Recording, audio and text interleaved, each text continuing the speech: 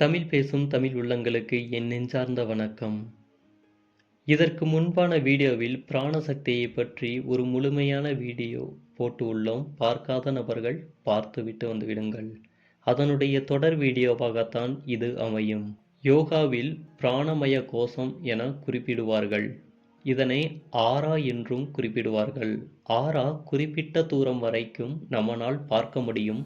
வெறும் கண்களால் பார்க்க முடியாது. அதற்கென சில கருவிகள் உண்டு. அந்த கருவிகளின் வழியே பார்த்தால் ஆம், ஆரா எல்லோருக்கும் இருக்கின்றது என்பதை நிரூபிக்கப்பட்டு உள்ளது. இந்த கேமரா சென்னையிலேயே கிடைக்கின்றது. இந்த கேமராவை பயன்படுத்தி புகைப்படம் எடுத்து பார்த்தால் நம்மளுடைய எனர்ஜி லெவலை தெரிந்து கொள்ளலாம். இந்த ஆரா குறைய குறையத்தான் நமக்கு நோய்கள் எல்லாம் வர்றதற்கான காரணங்களாக அமைகின்றது. அந்த காலத்தில் பெரிய யோகிகள் எல்லாம் ஆராவை வைத்து ஒருவருக்கு என்ன நோய் இருக்கின்றது, அவர்கள் எவ்வளவு நாள் வாழ்வார்கள் என்பதை துல்லியமாக கணித்து விடுவார்களாம். இப்பொழுது பிராணசக்திகளை அதிகரிப்பதற்கான சில வழிமுறைகளை பார்க்கலாம். பிராணசக்தியை அதிகரிக்க நாம் முடிந்தவரை ஆலமரம் அல்லது அரச மரத்தின் கீழ் நிற்க வேண்டும். முடிந்தால் மரத்தை கட்டிப்பிடித்து கொண்டும் இருக்கலாம். இப்படி இருப்பதனால் பிராணசக்தியை வளர்த்து கொள்ள நமக்கு உதவியாக இருக்கும்.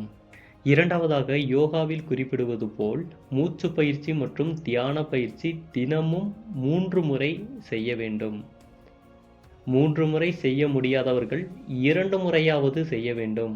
இப்படி செய்வதனால் நல்ல பிராணசக்தியை வளர்த்து கொள்ள முடியும். மூன்றாவதாக, அருவியில் குளிப்பது அல்லது ஆற்றின் தண்ணீர் வரும் எதிர் திசையில் நின்று குளிப்பதன் மூலம் பிராணசக்தியை அதிகப்படுத்தி கொள்ள முடியும்.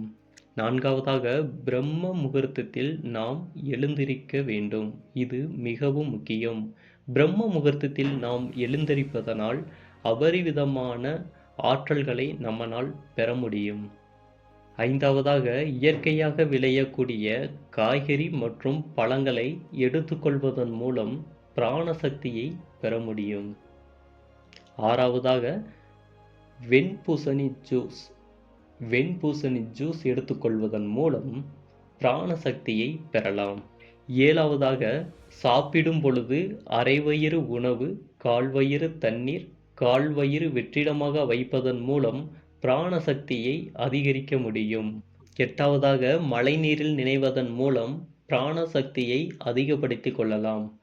மழைநீரில் நினைந்தால் சளி காய்ச்சல் வரும் என்பது தவறான தகவலை நம் ஆழ்மனம் பழக்கப்படுத்தி கொண்டுள்ளது. ஆகையால் மழைநீரில் நினைவது நமக்கு நன்மையை மட்டுமே தான் தரும். ஒன்பதாவதாக, குழந்தைகளுடன் விளையாட வேண்டும். சிறு குழந்தைகளுடன் விளையாடும் பொழுது மகிழ்ச்சி அதிகரிக்கும். மகிழ்ச்சி அதிகரித்தால் பிராணசக்தியும் அதிகரிக்கும்.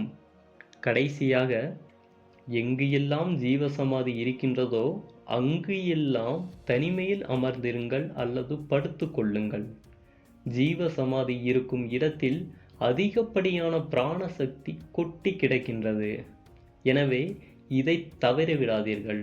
இப்பொழுது கூறிய அனைத்தும் பிராணசக்தியை அதிகரிப்பதற்கான வழிகள்.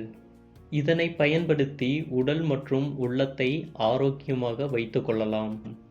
மேலும் சுவாரஸ்யமான தகவல்களுடன் உங்களை அடுத்த வீடியோவில் சந்திக்கின்றேன்.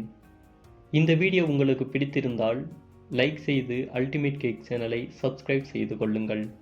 நாங்கள் போடும் அடுத்தடுத்த வீடியோக்கள் உங்களை விரைவாக வந்தடையும். வீடியோவை முழுமையாக பார்த்த உங்களுக்கு கோடான கோடி நன்றிகள். நன்றி, வணக்கம்.